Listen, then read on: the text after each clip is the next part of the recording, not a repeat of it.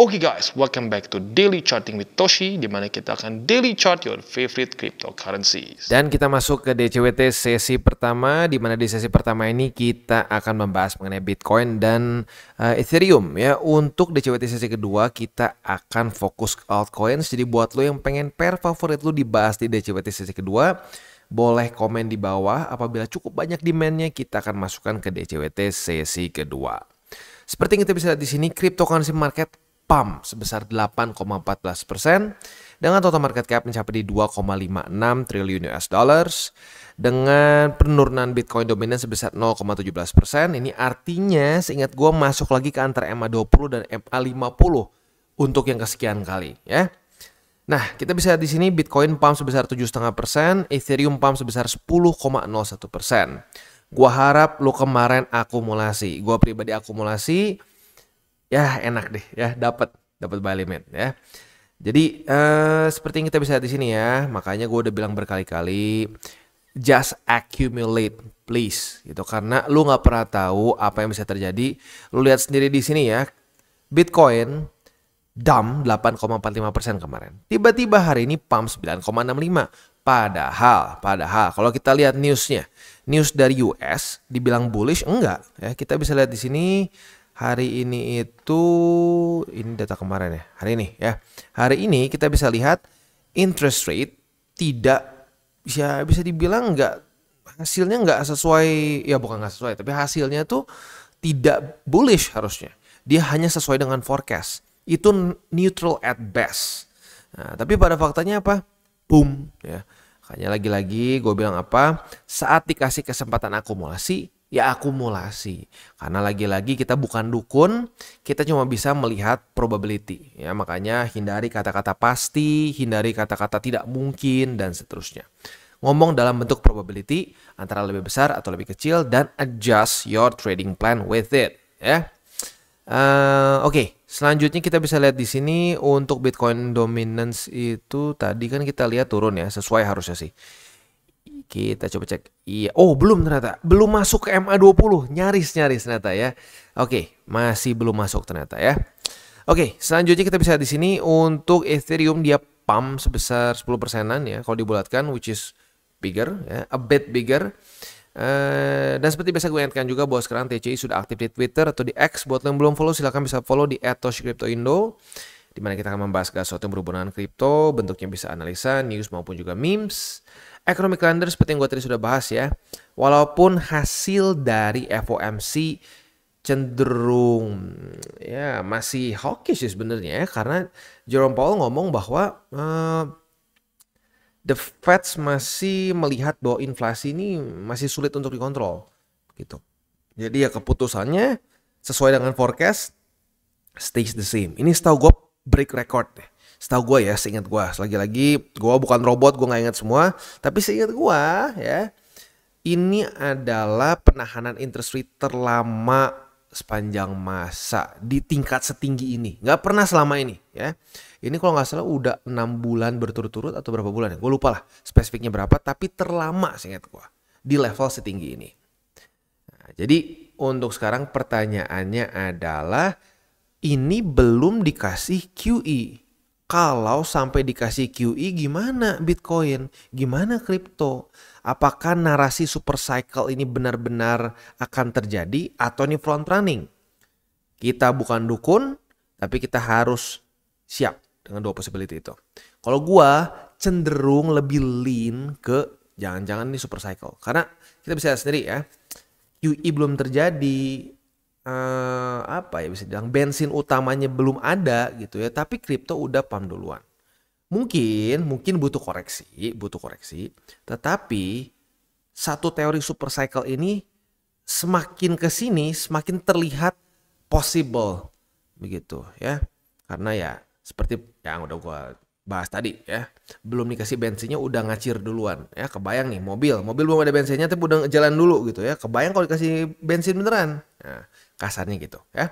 Oke, nah lebih malamnya lagi jangan lupa ya, bukan cuma ini aja, ini udah banyak sih, ada 4 data penting dari US.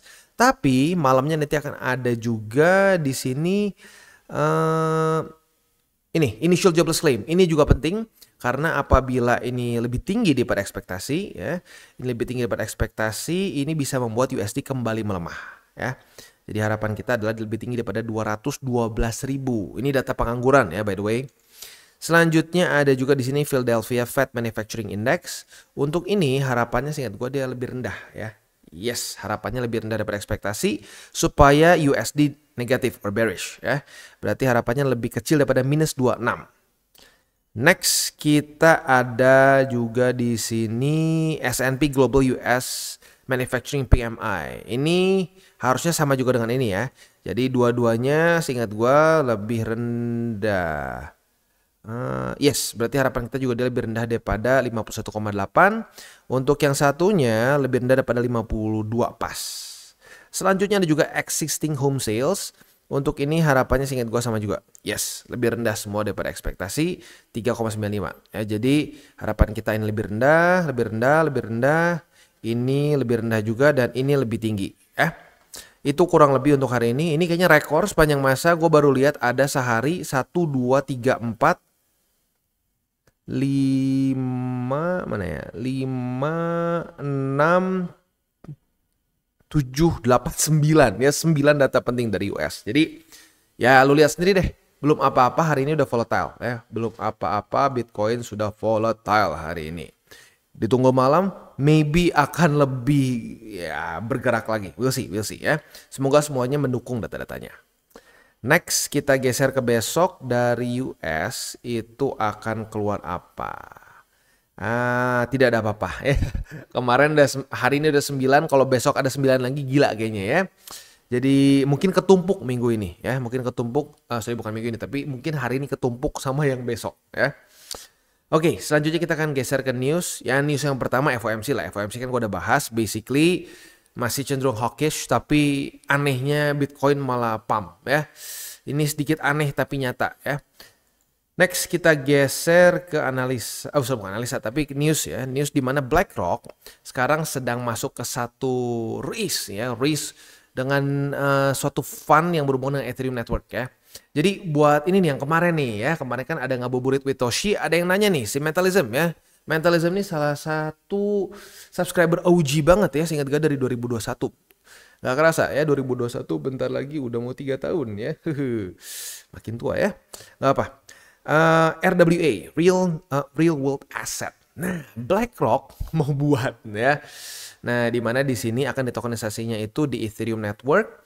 Dan di sini kalau kita lihat juga dia ada rencana untuk strategic investment dalam asset tokenization company Securitize. Jadi BlackRock ya, the biggest asset manager in the world is literally doubling down on crypto gitu loh.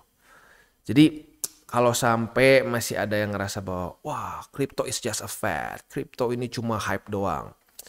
Ya coba ngomong ke si Larry Fink deh ya. Dulu dia bilang Bitcoin ini tuh tempat money laundering ya, tempat money laundering ya bukan aset lah menurut dia, cuma spekulasi. Di 2017 ingat gua ya. Di berapa cycle lalu udah lumayan lama juga ya. Sekarang tiba-tiba dia jadi sangat pro Bitcoin. Wow ya. If you cannot beat them, join them I guess. Ya. Nah, kalau kita lihat di sini namanya adalah si tokennya ya. Biddle. Ini mungkin kayak HODL ya, kayak HODL cuman dibikin jadi Biddle. Nah, Biddle ini adalah the BlackRock USD Institutional Digital Liquidity Fund. Oke, ribet. Biddle aja ya, Biddle token. Ini is fully backed by cash dan treasury bills dan juga beberapa ya bonds lah kasarnya ya, di mana akan memprovide yield yang di-pay lewat blockchain ya. Jadi ya lagi-lagi kalau orang masih melihat blockchain ini sebagai suatu teknologi yang cuma hype doang, ya lihat BlackRock ya. Dan kalau lo kan kemarin nih pertanyaan si Mentalism ya, pertanyaannya RWA apakah akan jadi selalu centralized? Yes, karena ujung-ujungnya begini ya, ujung-ujungnya akan di fully backed by cash, US Treasury bills dan seterusnya. Dan itu harus di custody. Nah di custody otomatis semuanya kontrolnya centralized, tapi dia pakai blockchain gitu ya. Jadi memang sudah nature-nya RWA itu akan cenderung lebih centralized gitu ya. Karena memang sifatnya yang akan cenderung menjadi kustodian at the end of the day. Karena dia harus menggunakan aset yang ada real di dunia dan dia harus keep it begitu ya. Next kita geser ke TA ya. Untuk TA kita bisa lihat di sini, langsung aja ke indeks dolar boom ya, melemah. Jadi ya ini jujurnya lumayan aneh ya, karena data-datanya dibilang mendukung banget, enggak, netral, tapi indeks dolarnya melemah begitu ya. Apakah jangan-jangan para insider tahu bahwa data malam akan jelek? I don't know ya. Maybe karena para insiders biasanya bisa mendapatkan data, karena data ini orang udah tahu, pemerintah udah tahu ya. Jadi maybe mereka punya teman-teman di pemerintah. We'll see apakah teori kita benar atau enggak nanti malam ya. Intinya indeks dolar melemah dan apa yang terjadi? Kripto naik. Kok bisa? Ya memang korelasi negatif. Gue udah sampai berbusa ngomongnya ya. Jadi yang kita harapkan adalah indeks dolar yang melemah. Semakin dia melemah, semakin mudah untuk Bitcoin, altcoins untuk rally begitu. Ya jadi otomatis buat lu para pemegang kripto, pengennya apa? Pengennya indeks dolar melemah ya. Oke, itu kurang lebih untuk makro kita pada hari ini. Sekarang kita akan masuk ke buy limit nih. Buat lo yang nunggu-nunggu, udah bang, kapan, di mana belinya? Sekarang waktunya ya, didengerin baik-baik. Oke, sebelum kita mulai sebelum kita masuk ke buy limit, seperti biasa gue akan disclaimer bahwa semua konten dari TCI bukanlah financial advice. Ini semua bentuknya adalah edukasi. Lalu bagaimana cara untuk mendukung TCI? Ada banyak caranya. Lu bisa like our video, bisa share our video, atau juga bisa menggunakan link referral kita di bawah. Nah sekarang kita akan dengar lu pesan-pesan dari sponsor kita pada hari ini. Oke, today's video is brought to you by Bybit. Dimana di Bybit ini kita bisa melakukan berbagai macam hal ya, mulai dari yang newbie sampai yang sudah advance. Buat mungkin lo merasa bahwa aduh bang, gue masih nggak ngerti nih TA, gue masih nggak ngerti charting dan seterusnya, tapi pengen akumulasi, pengen DCA murni, bisa lo tinggal masuk ke sini one click buy, dimana lo bisa pilih lo mau pakai apa ya fiatnya, lo tinggal pilih juga asetnya apa ya. Misalkan lo pengen akumulasi BTC, misalkan setiap hari Senin jam 7 pagi, misalkan gue pengen akumulasi BTC sebesar 100.000 rupiah misalkan ya, lu bisa langsung lakukan di sini. Bisa peer to peer, bisa Dana, Bank BRI dan lain-lain. Ini gila ya, bisa pakai BCA Mobile dan seterusnya. Jadi Bybit ini memang cocok banget buat orang-orang yang tinggal di Indo ya, bisa langsung pakai bank-bank yang memang sudah biasa kita pakai di Indo ya. Nah, buat yang intermediate sampai advance juga di sini ada spot, nah, dan juga ada leverage tokens, dan tentu juga ada derivatives trading, di mana kita bisa menggunakan kontrak yang USDT maupun USDC. Jadi di sini lo bisa pakai USDC ya, karena nggak semua exchanger bisa menerima untuk futuresnya pakai USDC ya. Dan tentu juga lo bisa earning bunga juga dari kripto lo dan lain-lain. Dan tentu juga di sini kita bisa melakukan copy trade ya, di mana copy trade dari Bybit ini sudah cukup terkenal ya, dan kita bisa mendapatkan keuntungan juga. First copy trade kita bisa ada protection 100 USDT loss coverage ya, dan seterusnya ya. Jadi buat lo yang tertarik bisa silakan pakai, klik di link referral kita di bawah. Oke, dan kita kembali masuk ke Bitcoin karena Bitcoin berhasil reclaim langsung 3 ya. Tiga-tiganya langsung dia reclaim buy limitnya. Ya, otomatis kita ngulang lagi ya. Buy limit pertama jadi di 67.610 yang sedang di retest sekarang basically. Buy limit kedua di 65.463 dan buy limit ketiga di 62.517. Buat yang akumulasi semua pasti senyum ya, karena dari sini ke sini 7%-an ya, 8%-an sorry. Ya hitung sendiri deh, pokoknya profitable banget deh ya. Makanya at the end of the day yang profitable dan lebih tenang ya, hidupnya nggak stres adalah orang yang berpikir jangka panjang. Kalau berpikirnya terlalu jangka pendek, aduh tembus nih, wah setupnya salah, mau cut loss, ujung-ujungnya boncos gitu ya. Jadi itu untuk posisi spot. Untuk posisi futuresnya sekarang masih dalam retest pertama di 67.600-an. Kalau besok pagi daily close dari Bitcoin masih di atas dari 67.610, maka kita bisa limit posisi long. Retest kedua kita bisa buka posisi long otomatis ya, kebuka secara otomatis karena sudah limit. Target TP-nya di angka 73.184, atau kalau sampai ada news penting dari US ya boleh tutup manual dulu just in case volatility-nya tidak sesuai dengan harapan kita ya. Mungkin yang akan menjadi resisten apa ya, psikologis itu angka 70.000 sekarang ya, karena ya 69 sampai 70 lah, karena 69 itu all time high sebelumnya, 70.000 angka bulat. Biasanya angka bulat sering menjadi resisten ya secara psikologis. Next kita geser ke Ethereum, dan Ethereum juga terjadi pump sedikit lebih besar di 11,33%, dan pump ini semua disponsori oleh MA50 ya. Jadi lagi-lagi buat yang masih berdebat, TA nggak guna, oke. Itu kayak ngomong apa ya mungkin ya, kayak ngomong nyetir, apa namanya, mau kaca ditutup juga nggak masalah depannya gitu. Kalau lu nggak pakai TA, ya berarti lu nggak ngomong, ya berarti lu nggak ngelihat chart juga gitu, karena lihat chart aja, lihat candle itu part of technical analysis gitu. Jadi kalau lu bilang TA nggak guna, berarti jangan lihat chart, jangan lihat apa-apa, pakai feeling aja atau pakai pure fundamental. Just bisa tapi nggak terlalu efektif gitu menurut gua ya. Oke. Untuk posisi spotnya sendiri berarti buy limit ke berapa nih? Buy limit ketiga ke reclaim ya. Jadi karena ini ketiga nanggung ya, berarti gua ubah pakai yang awal, pakai yang kemarin aja. Ini jadi buy limit pertama di 3.396, buy limit kedua di MA50, dan buy limit ketiga di 3.014 USD. Buat yang melakukan tugasnya untuk akumulasi kemarin, wow, 13,78% profitnya. Hanya dari satu posisi saja. Asik ya.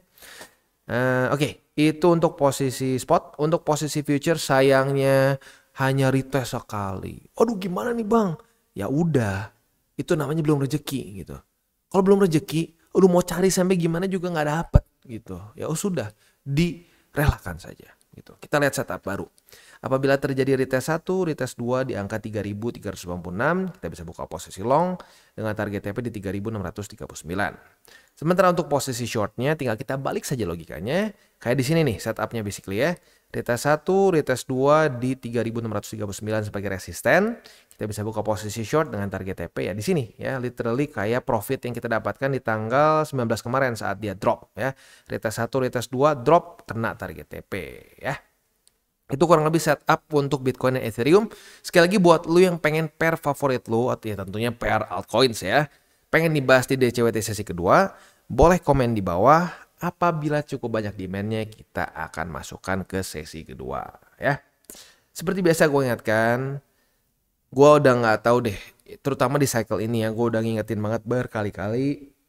Selain yang jangan pakai uang panas, itu udah harusnya sih udah nempel lah di otak lu ya, karena pakai uang panas buat investasi itu haram ekstrim lah menurut gue, haram ekstrim ya. Yang kedua, jangan over leverage, itu juga gue udah sering ngomong. Tapi yang ketiga nih, yang mungkin banyak orang menghiraukan karena kedengarannya simple, berpikirlah jangka panjang ya. Apa sih sebenarnya yang paling penting dari berpikirlah jangka panjang?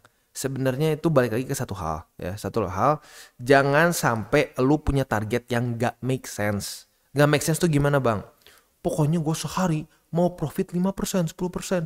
Lihat aja tuh si A. Si A di grup ini bilang tiap hari bisa tuh untung belasan persen. Iya, dia ngomong belasan persen untung tuh, itu sebenarnya ya, itu history dari kapan, dia screenshot aja semua terus kesannya kayak tiap hari. Sorry banget. Untuk satu orang bisa konsisten terus setiap hari untung belasan persen, itu tuh menurut gua mustahil. Gitu, mustahil bisa konsisten. Sekali-sekali bisa, seminggu terus bisa. Gue pribadi pernah rata-rata per minggu tuh untung puluhan persen. Pernah. Udahnya ya bulan depannya minus gitu. Jadi ya jangan sampai kena fata morgana trading gitu ya, berpikir bahwa gila ya, ini orang bisa trading for living caranya. Kalau setiap hari 10%, misalkan modal gue berapa ratus juta, wah gue bisa hidup enak. Jangan berpikir gitu deh. Futures sangat-sangat bisa buat duit jajan, duit rokok, duit liburan mungkin kalau lu memang duitnya gede banget gitu ya. Tapi ya intinya jangan berpikir bahwa dengan lu trade 1-2 kali ya, lu akan jadi sultan, langsung naik Ferrari kayak di iklan-iklan. Ya, lu tau lah iklan-iklan apa ya. Jangan berharap seperti itu. Berpikirlah jangka panjang, punya time horizon at least ya, 1 cycle. Oke guys, jadi itu adalah akhir dari segmen DCWT kita pada hari ini. Dan jangan lupa bagi kalian yang merasakan manfaat dari segmen ini, jangan lupa untuk share ke teman-teman kalian. Dan apabila lu pengen mensupport channel kita, ya TCI, jangan lupa untuk menggunakan link referral kita di bawah. Nggak wajib, ya, tetapi apabila lu menggunakan link referral kita di bawah, ada macam-macam, ya, dari Bybit, Huobi, Maxi, toko kripto, dan banyak lagi, ya. Ya, walaupun nggak wajib, tapi kalau menggunakan link referral kita, lu secara langsung membantu perkembangan dari TCI. Dan satu lagi, jangan lupa juga untuk join Telegram group kita, di mana kita bisa ngobrol-ngobrol santai mengenai dunia cryptocurrency secara dua arah. So, jangan lupa untuk like, subscribe, klik the bell icon, and see you on the next video.